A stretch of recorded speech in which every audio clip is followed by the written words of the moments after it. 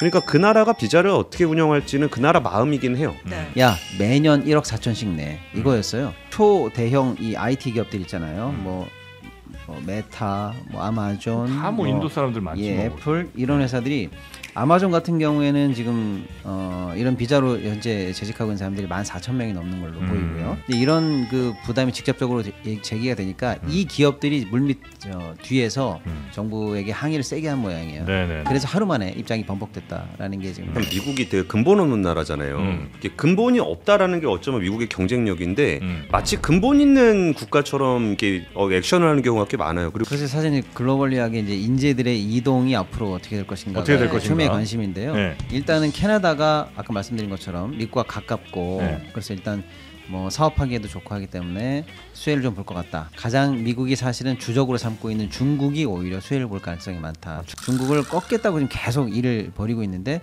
또 다시 중국에게 유리한 방식으로 부메랑이 돌아가. 이제 우리나라 그리고 전 세계의 경제를 걱정하는 시간 경제설전 시작하도록 하겠습니다. 우리 박시동 평론가님 어서 오시고요. 안녕하세요. 네, 박시동입니다. 반갑습니다. 요즘 뭐 네. 활약이 대단하십니다. 진짜요? 아니 뭐 저 그냥 던진 말이에요. 네, 그냥 인사말입니다. 네. 이렇게 물어보시니까 또 죄송스럽네. 네.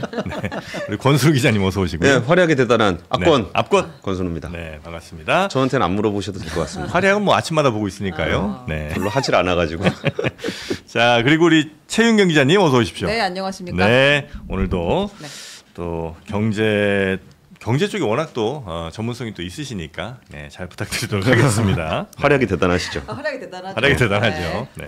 자, 그러면 본격적으로 시작하기에 앞서서 진짜 우리의 경제, 우리의 삶에 필요한 경제, 주머니 경제, 가정 경제, 통장 경제 아니겠습니까?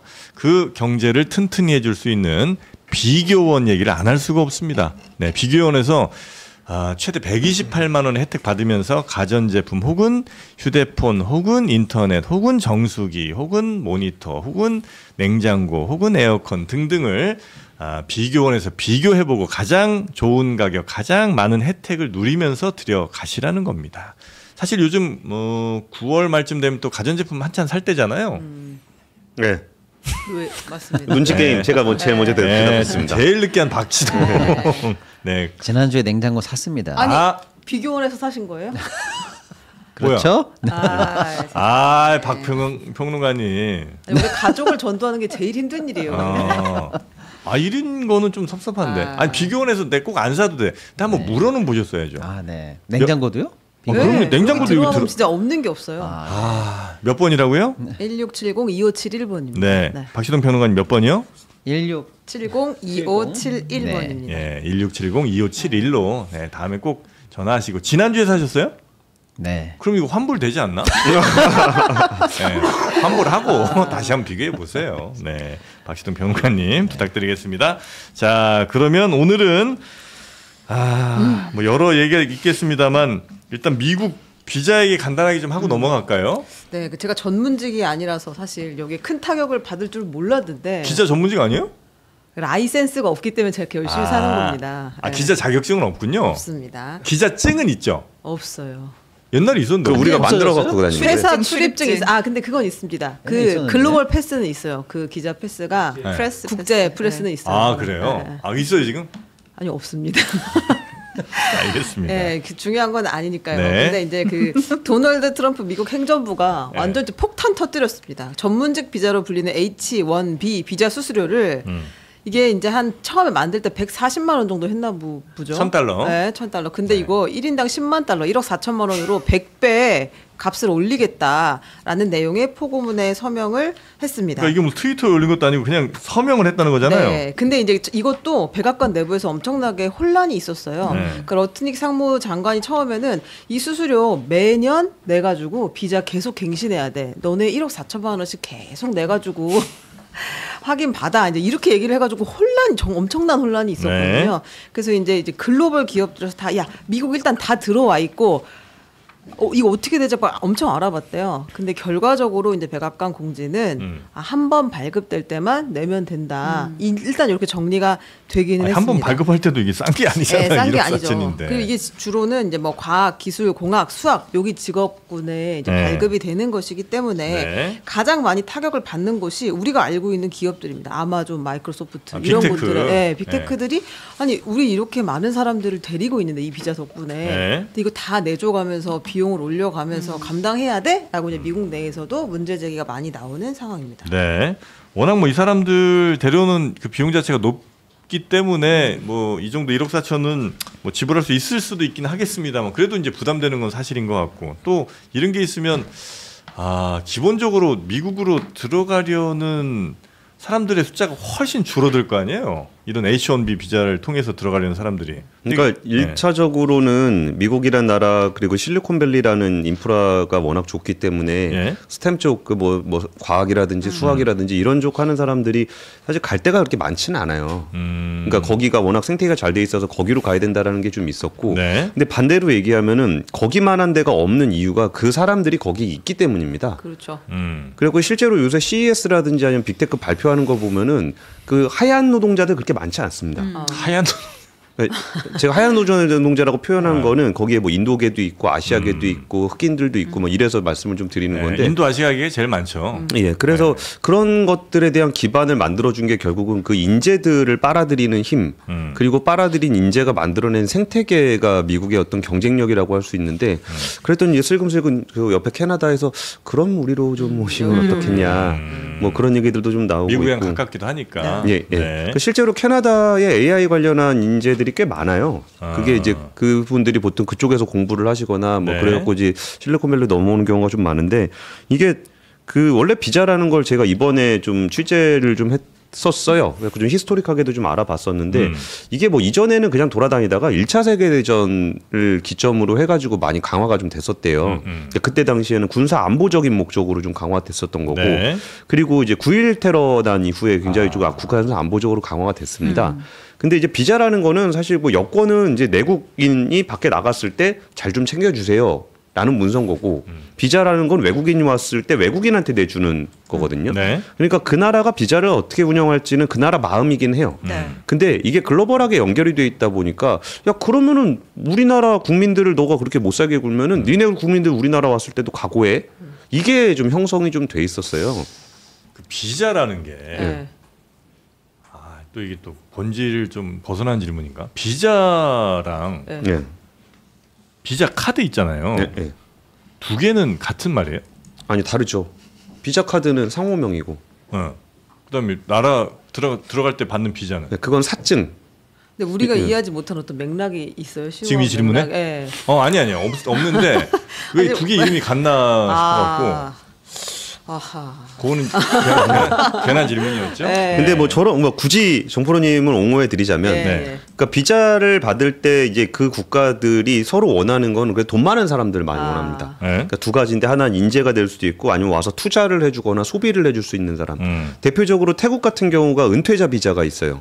일정 정도의 자산이 좀 있으면은 태국에 들어갔을 때 50대 이상에게 제공하는 그런 비자인데 돈 들고 들어가면 그분들은 뭐 거기서 노동을 하는 게 아니라 쓰러 들어가잖아요. 그래서 그런 사람들을 위한 비자가 있고 뭐 디지털 노마드 비자 이런 것들은 원격 근무하는 글로벌 인재들이 우리나라에 왔을 때 그냥 특별히 문제 없이 일할 수 있게 해주는 그런 비자들도 있어요. 디지털 노마드 비자라는 게 있어요? 그래가지고 그런 거 있다 그러더라고요. 그러니까 이번에 그 비자 카드는 미국은 생각보다 신용카드 발급받기가 쉽지 않습니다. 그리고 그 당시에 그 카드를 사용할 수 있다라는 건 신용으로 하는 거기 때문에 이 비자 카드를 가지고 있는 사람, 마스터 카드를 가지고 있는 사람들은 좀 사는 사람이다. 비자 카드 아니고 마스터 카드. 아메리칸 둘 다. 익스프레스는 어떻게 될까요? 근데 잠깐만 난 너무 억울한데 물론 내 질문 부적절하고 어리석은 질문에 알겠어요. 근데 아직도 제대로 그 뜻을 구분하는 사람이 한 명도 없어. 그건 맞습니다. 아니 근데 그 구분해야 되나 싶어서요 지금 이 순간. 아니 그 비자는 뭐 예를 들어 약자일 수도 있고. 아니면 뭐 그 단어 자체가 뭔가 뭐 외국에서 뭔가 할 때 그 비자란 단어가 있어서 뭐 이게 라틴어에서 뭐 이렇게 왔다. 이렇게 설명해 준 사람이 한 명도 없어. 근데 이거 정프로님이랑 저랑 맨날 싸우는 대목인데 항상 그 단어 자체의 의미에 굉장히 집중하고 집착하는 스타일이에요. 네, 맞아요. 저는 뭐가 궁금하냐면 아니 B 14 일도 아닌 거 가지고 왜 그렇게 얘기를 하십니까? 비사. 비싸다. 왜 트럼프가 이렇게까지 값을 올리느냐 도대체. 네. 이게 더 궁금해요 저는. 이게 미국한테 사실 도움될 건 별로 없잖아요. 이거 장사해서 뭐 돈 얼마나 벌려고 그렇죠. 하는 건가? 네. 이게 잘 목적은 못 아닐 거 들어오게 아니에요. 하는 효과가 훨씬 큰 건데. 근데 그렇지는 않은 게 못 네. 들어오는 효과가 외국 입장에선 그런 거고 트럼프 대통령은 골드카드 관련한 얘기는 계속적으로 했었어요. 돈 갖고 들어와라. 그리고 그 비자를 자기의 국익을 위해서 사용하는 경우들이 꽤 있습니다. 예를 들어서 태국 같은 경우도 돈 있는 사람한테 내주는 거잖아요. 그러면서 그 사람이 와서 소비를 하게 만드는 거고 네. 사실 지금 이번에 골드카드가 좀 이슈가 되긴 했지만 투자이민 같은 경우도 그쪽에서 제도적으로 다 있잖아요. 네. 거기서 이거를 국익의 관점에서 그거를 뭐 이른바 비자 장사를 하는 경우들이 있긴 있는데 이렇게 노골적으로 하는 경우가 없었던 거죠. 아니 근데 이게 네. 이를테면 이런 거잖아요. 그냥 뭐 100만 달러를 기부하면 들어와서 골드카드 줄게 편하게 사세요. 네. 그럼 오케이. 그 기부 입학이랑 비슷한 느낌인데 이건 일하러 가 있는 사람들이 이제 계속 갱신을 해야 된다거나 아니면 일하러 들어가려고 했을 때 장벽을 세우는 느낌이어서 이건 뭐 인센티브나 어드밴티지가 아니고 그냥 오지 마 이런 느낌이 강하게 들어서 이렇게까지 하면서 사람들을 밀어낼 이유가 있느냐. 그러니까 경제적으로 보면은 우리가 미국 사람이 아닌 외부 시선으로 봐도 이건 미국에게 아무 도움이 안 되는데 라고 해서 네. 해가 된다. 심지어는 미국이 지금까지 미국인 이유 중에 하나는 전 세계 유능한 인재나 두뇌들이 늘 미국에 들어와서 어쨌거나 세계 최고의 기술이든 최고의 기업을 만드는데 여기 용광로처럼 다 녹여냈다. 그게 이제 미국의 경쟁력의 핵심이다 이건데 자기네들이 경쟁력을 만들어냈던 그런 시스템을 지금 스스로 지금 붕괴시키는 깎아먹는 지금 행동이거든요. 요건 근데 제가 예. 백인들의 그 민심을 약간 예. 좀 파악한 부분이 있어요. 그렇죠. 제 얘기는 그 얘기예요. 그러니까 경제적으로 더하기 빼기가 아니라 네. 소위 말하는 이제 마가 반이민 정서 그래. 여기에 호소하기 위한 국내 정치적 배경으로 봐야 된다. 왜냐하면 이제 이런 예. 이제 일자리들이 대체로 고연봉 전문직이잖아요. 예. 사실은 미국 사람 중에 그 정도 하는 애들이 별로 없으니까 인도나 중국 가서 그 수학자라고 그렇습니다. 과학 잘하는 사람 데려온 건데 예. 미국 사람들, 미국 백인들 생각엔 야, 쟤네들이 싼값에 들어오니까 우리 진짜 머리 좋은 백인 애들이 졸업하고 나서도 별로 일자리가 없는 거 아니냐 이런 마음들을 많이 갖고 있더라고요. 그래서 쟤네들 못 들어오게 하면 우리 백인 저 인재들이 훨씬 더 갈 자리가 많아진다 이런 생각들을 아마 하고 있는 거예요. 그러니까 이게 네. 참 미국이 되게 근본 없는 나라잖아요. 이게 근본이 없다라는 게 어쩌면 미국의 경쟁력인데 마치 근본 있는 국가처럼 이렇게 액션을 하는 경우가 꽤 많아요. 그리고 마가 철학의 어떤 근본에 있는 사람들은 백인을 중심으로 움직이고 있는데 미국 내에서는 백인만 가지고 얘기할 수 없으니까 그런데 네. 이번에 H1 비자에 대해서 H1B 비자에 대해서 설명할 때 뭐라고 설명을 하냐면 2025년에 어떤 기업이 5,000개 이상의 H1B 비자를 발급을 받았다. 그럼 5,000명 이상을 외국인을 받은 거잖아요. 그래서 그 기업에서 16,000명의 미국인을 해고했다라고 이렇게 돼 있어요. 그런 식의 설명을 많이 해요. 그 다른 외국인 5,000명 받고 미국인 15,000명 잘랐다. 예, 예. 예. 그런 식으로 이제 설명을 하게 되는 것도 감정적인 있고, 대응인 거죠. 그러니까 이거의 근거 H1B에다 왜 돈을 내야 되는가라고 했을 때 이 기업이 외국 사람 데리고 올 때는 그러니까 외국 사람을 데리고 와가지고 16,000명을 해고했다. 라는 게 이거의 공식적인 그 H1B 비자의 가격을 올린 이유예요. 그런 정서 같은 거죠. 그러니까 정서는 근간에 있는 거고 네. 공식적인 이유가 그거라고. 아, 그래요? H1B 비자를 왜 우리가 가격을 올렸는가? 이거 거기에다- 받았더니 니네들 회사들이 다 지금 미국인들 자르고 예. 외국인들 받더라. 예. 그리고 다른 기업도 17,000명 정도의 H1B 비자를 받더니 거기서 2,400명의 해고 계획을 밝히더라. 이렇게 얘기하는 게 왜 이걸 H1B 비자를 올리는 겁니까에 대한 설명이거든요. 아니, 그렇게 따지면 AI를 하지 마. AI 하면 직원 얼마나 많이 잘라야 되는데. AI는 외국인이 아니잖아요. 그러니까 이제 정확하게는 이런 그 전문직이잖아요. 네. 그러니까 이런 사람들을 네. 미국 경제나 이런 사회를 발전시키는 기여자라고 예전에는 봤다면 네. 지금은 철저하게 침입자로 보고 네. 있습니다. 아. 너희 미국 사회에 침입한 사람들이야. 일자리 약탈자들. 그렇죠. 네. 그래서 이 공격이 어디까지 그게 이제 미국은 그걸 방어해야 된다는 거죠. 그래서 네. 그 침입자를 어디까지 확대시키냐면 그래서 이번에 유학생들까지 확대시키는 거예요. 맞아. 니네들은 뭐냐면 예비 침입자야. 그럽니다. 그래서 좋은 대학에서 여기서 교육받고 좋은 이제 좀 직장에 있으면 가서. 좋은 직장으로 갈 예비 침입자야. 그러니까 유학생들까지도 이제 직격탄을 맞게 되는 이런 박수동 시선입니다. 평론가님 정도면 양호한 거고 네. 산업 스파이로 봅니다. 아. 여기 나라에서 와서 파견하는 기술 거예요? 배워가지고 그렇지. 니네 나라 가서 하려고. 아. 그런 그래요? 인식들이 좀 있어요. 옛날에는 미국에서 공부하고 자기네 나라 돌아가는 거 막았었어요. 왜냐면 야 공부 열심히 했는데 다시 그렇지. 인재가 돼갖고 니네 나라 돌아가면 우리만 손해지 이런 생각이었는데 이제 아예 오지도 말고 그러니까 공부하러 오지도 말고 그냥 니네 나라에서 살아 이렇게 이제 하는 거군요. 그렇죠. 그리고 사실 미국이 그렇게 원래 개방적인 나라가 아니었습니다. 역사적으로 보면 뭐 2차 세계 대전이 날 때도 야 그건 뭐 아시아에서 나는 거고 유럽에서 나는 거지 나랑 뭔 상관이야. 이러다가 나중에 미국이 참전을 하게 되는 거잖아요. 네. 그래서 그때를 여기는 그레이트 아메리카로 보는 거예요. 그렇게 고립돼 있고 자기들끼리 복작복작하게 사부작 살던 그 시대를 그레이트 아메리카라고 이제 인식을 주게 되면은 2차 대전 때 그렇게 물건 공장 돌려갖고 지금 전 세계 완탑된 거 아니에요? 그렇죠. 근데 우리가 이게 비유는 전혀 적합하지 않은데 예전에 뭐 농촌에서 가족들하고 그냥 복작복작 살다가 이게 핵가족이 돼가지고 지금 여기서 뭐 도시 빈민이 되고 이런 것 때문에 아이고 옛날이 좋았지 이런 얘기들 그냥 할 수 있잖아요. 근데 그거를 정부 정책 차원의 아젠다로 가져간다라는 게 지금의 미국의 스타일이기 때문에 네. 이런 부분들이 아까 보면은 중장기적으로 인재가 들어오지 못한다는 게 미국의 손해야. 라는 것들은 우리가 조금만 생각해보면 알 수 있어요. 근데 즉각적으로 보면 아니 외국인이 와서 니네 일자리를 뺏어가 하나? 야 그리고 들어오려고 그러면 돈 내고 들어오려고 그러면 우리 돈 들어오는 거 아니야? 이런 것들이 즉각적으로 대응이 가능하기 때문에 이 부분들에 대해서 계속적으로 정책을 추진하고 있고 네. 실제로 이거를 지지하는 사람이 있다는 게 진짜 무서운 거예요. 그러니까 몰라서 그런 거는 분명히 아닙니다. 근데 그 부분에 호응하는 사람들이 상당수가 있기 때문에 그 부분들이 지금 미국의 예전에 한번 제가 뭐 음모론 너무 깊게까지는 안 갈라 그랬는데 이걸 다루는 SF 소설이 이미 나와 있을 정도예요. 그러니까 이런 미국과 이런 미국, 자유롭고 기술 중심의 미국과 보수적이고 폐쇄적인 미국의 사람들이 서로 어울리지 못해서 아예 시빌워 내전을 일으키는 SF 소설이 이미 미국에는 나와 있을 정도로 네. 그 인식들이 공공연하게 있다는 거죠. 그리고 여행 가는 그 비자 그 에스타? 네. 예, 그것도 저 2배 올랐어요, 올린다면서요? 네. 올렸어요? 네, 올랐대요. 그래서 5만 원 넘게 이제 내야 된다. 가지 말지 뭐. 네. 그런 생각입니다. 오지 말라 그러는데 뭐.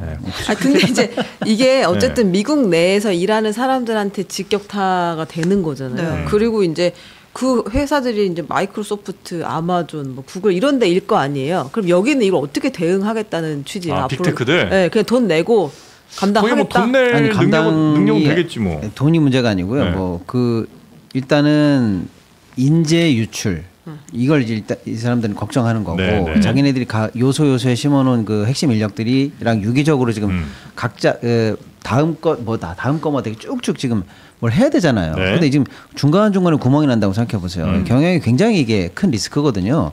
그래서 지금 처음에 행정명령에 서명할 때는 야 매년 1억 4천씩 내 이거였어요. 근데 지금 하루 만에 때마다 내 이거 그랬다면서. 근데 하루 만에 그건 아니고. 1회로 바뀐 이유가 네. 지금 이제 방금 말씀드린 이 초대형 이 IT 기업들 있잖아요. 뭐 메타, 뭐 아마존, 다 뭐 인도 사람들 많지 뭐. 애플 이런 회사들이 아마존 같은 경우에는 지금 이런 비자로 현재 재직하고 있는 사람들이 14,000명이 넘는 걸로 보이고요. 메타도 한 5,000명 넘고요. 네. 애플, 구글도 다 4,000명이 넘거든요. 이제 이런 그 부담이 직접적으로 제기가 되니까 이 기업들이 물밑 뒤에서 정부에게 항의를 세게 한 모양이에요. 네네네. 그래서 하루 만에 입장이 번복됐다라는 게 지금 나오는 저는 얘기입니다. 그렇게 보지 않습니다. 네. 이 테크 기업들이 그 트럼프 대통령에게 항의를 한다고 해서 트럼프 대통령 귀등으로도 안 들어요. 기본적으로 아마존이라는 회사에 대해서 트럼프 대통령 굉장히 싫어합니다. 아마존 싫어요? 왜 그러냐면 네. 중국에서 물건을 싸게 떼어다 와가지고 니네가 물건을 팔아서 미국의 제조업이 망한 거야 라는 인식을 갖고 있기 때문에 제조업 뭐 있는데 뭐가 있는데 뭘 망해. 아마존 뭐 2000년 넘어서 시작했는데. 그래서 박시동 평론가님의 말씀에 반론을 하려고 그런 건 아니고 약간 유머러스하게 말씀드리려고 그런 건데 네. 이 자체적으로도 교통정리가 안 돼 있었던 거예요. 그러니까 러트닝 상무장관이 얘기했던 거하고 캐롤라인 레빗 대변인하고 얘기했던 게 달랐던 이유가 네. 이 정책이 트럼프 대통령이 예전에 계속 얘기하던 거거든요. 그게 그냥 사인이 된 거라 이게 진짜 면밀하게 정책 검토를 통해서 나온 게 논의를 통해서 나온 게 아니고 야 그때 그거 어디 가냐 그거 빨리 서류 갖고 와 그래갖고 사인한 거예요. 그러니까 이 사람은 이렇게 얘기하고 저 사람은 저렇게 얘기하고 하는 게 누가 여기서 뭐 논의를 거쳐서 야 이게 아마존에 미치는 영향이 큰 것 같습니다. 재고하여 주십시오. 그게 아니고 그냥 사인해놓고 보니까 야 나는 이건 줄 알았는데 아니 이거 아닌가봐라고 하니까 이게 하루 만에 의견이 바뀔 수 있었다라고 좀 보고 있습니다. 그래서 사실 글로벌리하게 이제 인재들의 이동이 앞으로 어떻게 될 것인가 초미의 관심인데요.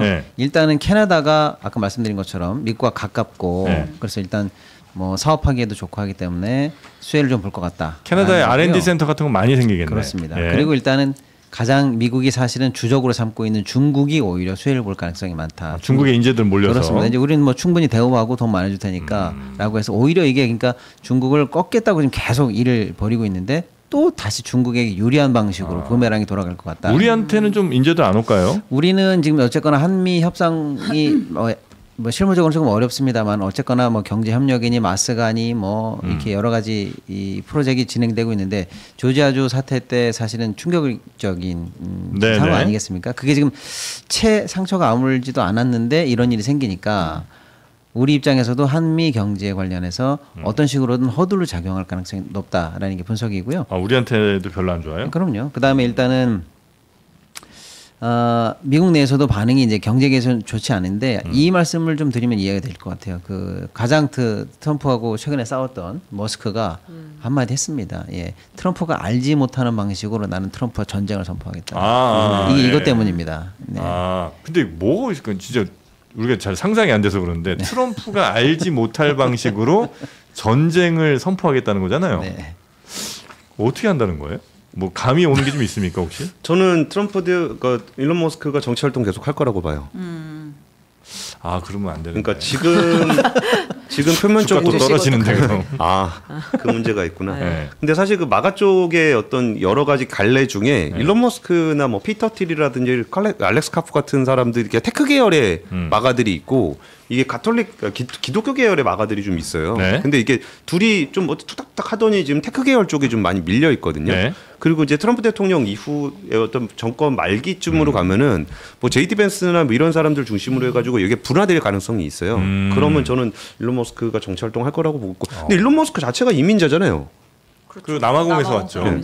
그리고 지금의 AI에 기반을 닦았던 제프린튼 교수라든지 이런 사람들 다 캐나다에서 온 사람들이에요. 그러니까 이 부분들은 중장기적으로 보면 너무나 뻔한 답인데 트럼프 대통령은 뭐 어차피 임기가 뭐 계속 하고 싶으신지 모르겠으나 뭐 자기 임기 중에는 먹힌다고 생각을 한 거 아닐까 싶어요. 당분간은 이게 뭐 가격이 떨어진다거나 바뀔 가능성은 없고 그냥 할 때까지 해본다 이런 분위기인 거예요? 그리고 뭐 인재 정책이라는 게 뭐 트럼프 대통령 임기 중에 사라지는 건 아니잖아요. 이게 뭐 인재를 지금 안 받는다고 해서 임기 중에 갑자기 미국의 AI 경쟁력이 없어진다거나 그러진 않을 건데 저는 아까 그 우리나라는 어떠냐라고 했을 때 이럴 때가 오히려 좀 인재를 유치할 수 있는 기회가 될 것 같기도 해요. 네. 예. 그래가지고 어차피 물 들어왔을 때 노젓는다고 다들 여기저기 가는 거 좀 불안할 건데 서울 오고 싶어하는 사람들이 많아요. 일단 K-팝 데몬 헌터스 보고서 남산 가고 싶어하는 사람들 뭐 되게 많습니다. 국립중앙박물관. 근데 돈을 많이 줘야지 오는 거 아니에요? 네? 돈을 많이 줘. 일하러 오는 사람들. 그 정도 돈은 있는데 지금 이 얘기를 좀 드리고 싶어요.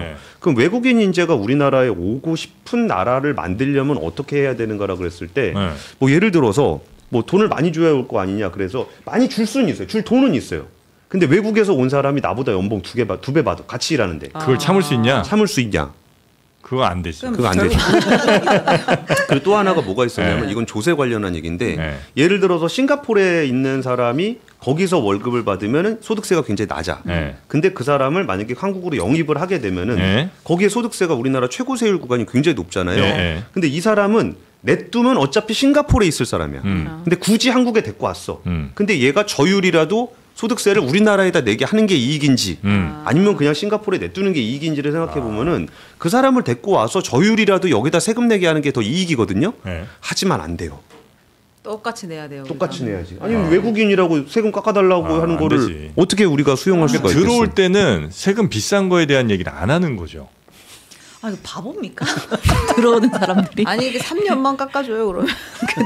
그리고 의무복무 3년 해가지고 6년 있다 가라 이렇게. 여기 이제 익숙해지면 못 나가. 한국 얼마나 좋은 나라인데. 그럼요. 서울에서 한 2, 3년 살아보면 못 나간다고. 그때는 이제 그때부터 세금 막 이제 엄청 뜯어가는 거지. 근데 뭐 그것도 방법이 될 수는 있을 것 같은데 우리가 어쩌면 이런 것에 대한 논의를 하면 좋을 것 같다는 말씀을 드리는 거예요. 그 외국인 세금 깎아주자 이 얘기가 아니라 네. 우리가 만약에 개방 국가를 더 지향을 해서 간다 그러면은 그런 인재들을 받을 수도 있을 건데 그럼 우리 안에서 그걸 받을 준비가 되어 있는가라고 생각하면 생각보다 우리나라가 굉장히 폐쇄적인 뭐 나라다. 있긴 하죠. 아니 저는 뭐 외국에서 인재를 유치한다는 개념보다는 우리나라에 있는 사람들이 좀 그만 나갈 수 있도록 인센티브가 있었으면 좋겠어요. 제 주변에 진짜 많이 나갔거든요.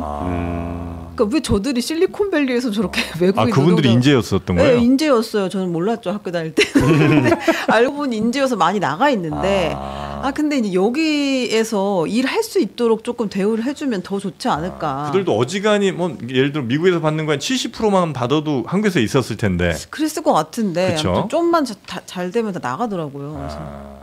그 말씀 들으니까 있는 사람도 나가는데 밖에서 데리고 온다는 얘기는 너무 그러니까 그건 좀 해보는 어려운 얘기인가 아닌가 거죠. 싶기도 하네요. 네, 우리나라가 특히 이제 AI 관련해서 인재 순 유출국 사실상 세계 1위입니다. 우리나라가? 예, 실제로는 3위인데 1, 2위가 조그만 나라하고 이스라엘이에요. 그리고 우리가 3위예요. 그러니까 그래요? 제대로 된 나라 중에 규모 있는 나라 중에 인재 유출국은 우리가 사실상 1위입니다. AI 인재 같은 사람들이 나가요 다. 예. 왜 우리나라는 안 된다고 보는 거예요, 그 사람들은? 그리고 뭐 지금 지난 3년간 R&D 예산 다 끊고 희망 없게 만들지 않았습니까? 그래서 예. 우리나라 인재들은 자꾸 나가는데 뭐 외국 인재 데려오는 건 그건 다음 얘기고. 그러네요. 제가 너무 남아 있는 사람들은 다 그럼 그 인재가 아닌 거예요? 아니요 인재들이죠. 아니죠. 기다린 측면도 분명히 있는데 뭐 예를 들어서 단적으로 AI 인재라 그러면 자기가 마음껏 뭔가를 일을 해보고 싶어 하잖아요. 네. 근데 우리가 뭐 챗GPT가 2022년에 모멘트를 겪은 이후에 지금 3년이 지났는데 우리나라에 GPU도 멀쩡하게 없어요. 그럼 GPU도 없는데 거기서 우리 그 얘기 하잖아요. 종이 키보드. 종이 키보드 주고서 컴퓨터. 종이 피아노 어릴 때. 우리 어릴 때. 네. 그거 하고서 실제로 카이스트에서 교과서로 가르쳐놓고 GPU가 없으니까 그냥 그거는 알아서 해보라고 그러고 가르치고 있어요. 그럼 그런 인재들한테 이 얘기도 들었다. 어느 기업에서 그 베트남에 있는 인재들을 영입을 하는데 네. 딴 것도 아니고 GPU 마음대로 쓰게 해줄게. 그 조건이에요. 그러면은 너희들의 연구 환경을 최대한 그럼 4천만 원, 5천만 원 주고라도 그 사람들은 하고 싶은 거죠. 그래요. 근데 거기에 대한 인프라 비용 같은 걸 내는 건데 우리나라에 그런 것도 없는데 AI 하는 사람이 여기 있고 싶겠습니까? 이제 나아지겠지라는 마음으로 있는 거니까 네네. 그런 인재도 안 가도록 좀 환경 조성을 잘해야 될 것 같아요. 그러니까 우리가 예전에 중국 처음 이제 시장 개방하고 그럴 때 아니 인건비가 그렇게 싸다고? 그러면서 무조건 공장 빼야지라고 하면서 하나만 보고 달려갔는데 네. 가보니까 어떻게 됐습니까? 노무 관리도 힘들고 네. 문화도 어렵고 생산성 안 나오고 다 털리고 마지막에 들어왔잖아요. 정책적인 이슈나 네. 그 정부 이런 것 때문에 다 털리고 나오고 그래서 사실은 해외 진출하는 게 단순히 인건비 문제가 아니구나. 이 굉장히 복합적으로 따져봐야 될 문제라는 걸 한 20-30년 정도 천천히 우리가 교훈으로 배웠지 않습니까? 그랬죠. 근데 지금 사실 이제 바이든과 트럼프 정부 넘어오면서 우리가 거꾸로 미국의 압력이라든지 이런 것 때문에 대미 진출을 좀 우습게 생각하거나 어쩔 수 없는 뭐 디폴터 값 아니야 이렇게 생각하는 경우가 있는데 최근에 조지아 사태라든지 네. 이번에 트럼프의 이 반이민 정책 내지는 이런 어떤 비자 정책 등을 종합적으로 고려해 보면 방금 우리가 얘기한 것처럼 이제는 조금 우리나라 잠재 성장률도 그렇고 산업이 우리나라 안에 있어야 되는 게 국가 안보에도 도움이 되고 종합적으로 보면 오히려 여기서 어떻게 하는 것도 오히려 나을 수 있다. 이렇게 좀 인식이 바뀌는 계기가 좀 돼서 네. 진짜 국내에서 더 해보자는 그런 흐름도 좀 생겼으면 좋겠습니다. 알겠습니다. 100% 공감합니다. 예. 한국에서 해보는 게 외국 나면은 거기는 자국 우선주의라는 거는 너무나 외교의 기본이고 국가 통치의 기본이잖아요. 우리나라도 자국 우선주의, 우리 국민 우선으로 해야죠. 하는 요 나라가 네. 생각보다 밖에 나가면 춥더라. 야박하더라. 역시 꿀밤을 맞아도 엄마 아빠한테 맞는 게 낫지 옆집 아저씨한테 맞으면 아프더라. 뭐 이런 세상이 되고 있다라는 부분들을 네. 우리도 적절하게 대응을 해야 될 것 같습니다. 네. 인재강국 코리아. 네. 네. 국정원고청에서 나오셨어요? 최부장님. 이거 힘줘서 한번 얘기했는데 거기에 이렇게 너무 전형적이라서. 그렇게 터주시면 나 서 있을 곳이 없어요. 인재강국 코리아. 네. 모국은 여러분을 환영합니다. 인재강국 코리아. 네.